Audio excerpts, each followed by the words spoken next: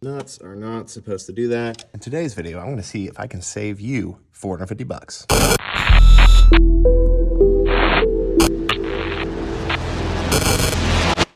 What's up, everybody? Out in the home shop today, and I am working on the shifter in the big Turbo R, and it's got some issues because it looks like it has a short throw installed right now. That's all in fourth gear.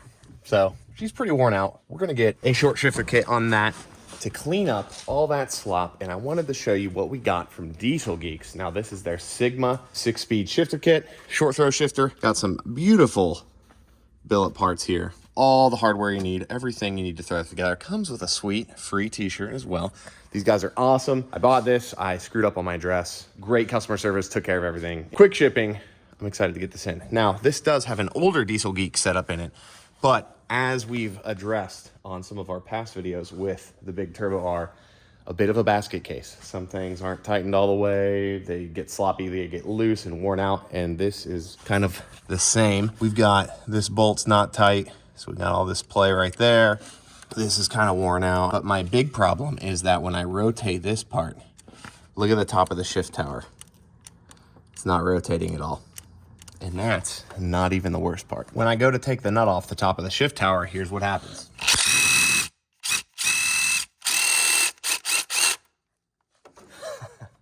So she's stripped out pretty good, and I can tell that this was kind of a problem because there's this weird washer that's been welded to the nut, and you can see that nut is just spinning and the shift tower is not. I know most of you guys probably know how to install a short shifter. We've done videos on that before, but I was kind of thinking this whole shift tower assembly is like a $450 something part, and I figured if I can get this out, cut that nut off, and maybe weld a bolt or drill and tap it, maybe it can help some of you guys out there save 450 bucks. If you do a little simple work. So I'm gonna get this out of here and we'll see if we can do that. So I've got a detent out from right there. That's this guy. That's gonna be a 19 millimeter, and it threads out from right here on the side of the transmission. And then we've got two 13 millimeter bolts, one here and then one back under there. Those need to come out, and now I just need to get a screwdriver under here, pry up, and then the whole shift tower should come out as an assembly. And then I'll show you that once I have it out. Okay, we got this big gaping hole in the top of the trans because we have the whole gear shift unit or shift tower out of the car, and here's our culprit. So now I'm gonna try to cut this nut off because it just literally free spins. There's nothing to grab on. I've already tried prying to pry the nut off while I unscrew this, and it's just gone. So I want to get this off of here and then see what the status of the teeth on the shaft are, because if the teeth are gone, then I'm kind of out of luck, I think. But we'll see. We're going to try salvage this, see what we can do. Okay, I need to get a better phone mount because that was literally this little toolbox and a bolt. And anyway, start swinging hammer, phone fell over, but got the nut split, and you can see pretty much no threads in there. Same with this shaft, so we kind of knew that much. I'm gonna get this off the vise and get this arm off, and we'll see how the teeth on the top of the shift tower are. You can see how long that was loose, because that is pretty gross. And I think this is a slightly softer metal than this, thankfully, because these took a brunt of the wear.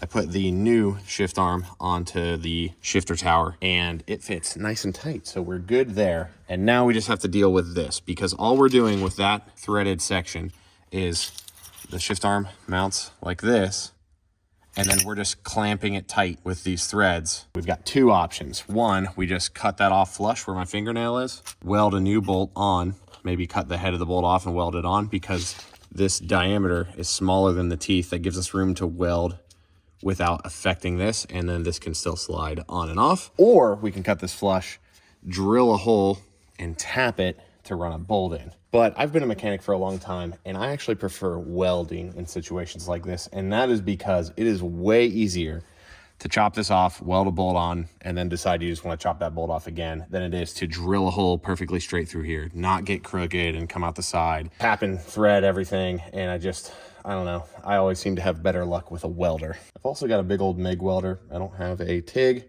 Hopefully I can get this right.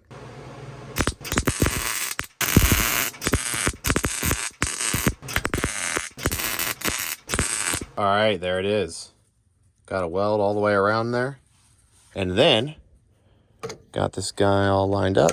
Boom, fits right on there. Now, I will have to come up with a little bit of a collar to extend this up, because when my nut threads down and my washer gets to about the tip of my finger, there's weld in the way for it to go down. But all we have to do, again, is clamp this down really tight, and it should be good. And I was even able to find a bolt that works with the factory nut. I'll come up with a little spacer situation, and we'll get this back in the car. Just to show you what I was talking about there, that nut is threaded down all the way, and you can see the gap between the washer and the shift arm. So I am going to do this.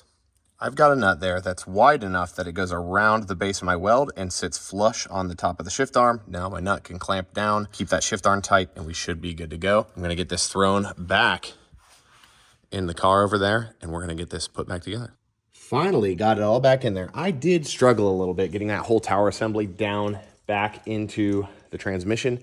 You're fighting a detent the whole time, and you're trying to line up the shift arm into forks that you can't see because they're submerged under fluid. So I jumped on YouTube trying to find a video on some tips to get that together. I couldn't find anything.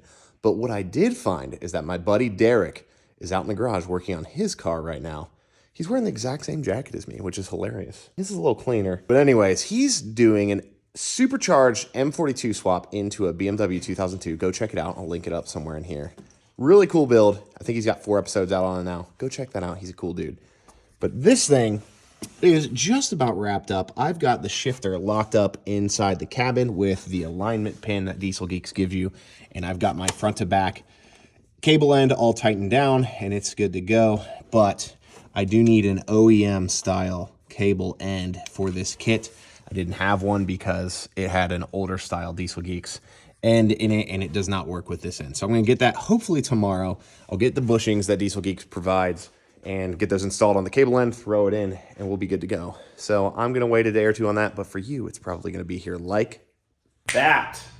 We are at P3 HQ with the car all finished up, got my OEM cable end on, and now we've gone from shifting like this. It's very scary shifting this with how sloppy it is. To nice, crisp rowing like this.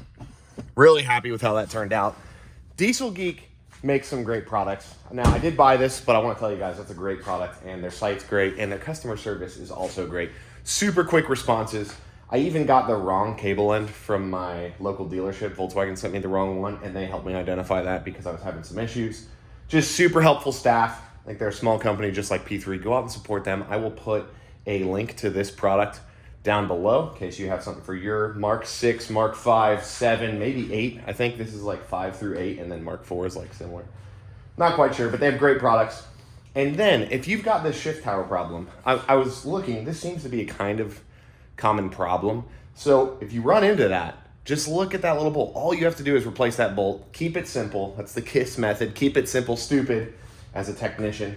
But don't be intimidated by something like that. One tiny little stripped out bolt. If you can just weld a new one on or drill and tap that. Even if you don't have a welder, chances are you know someone with a welder. Get out there and try to fix it. What do you have to lose? You can save $450, 470 something bucks. I can't remember what it was. But anyways, guys, get out there, enjoy your car, have some fun with it. I appreciate you watching these videos, and we'll see you in the next one. Thanks.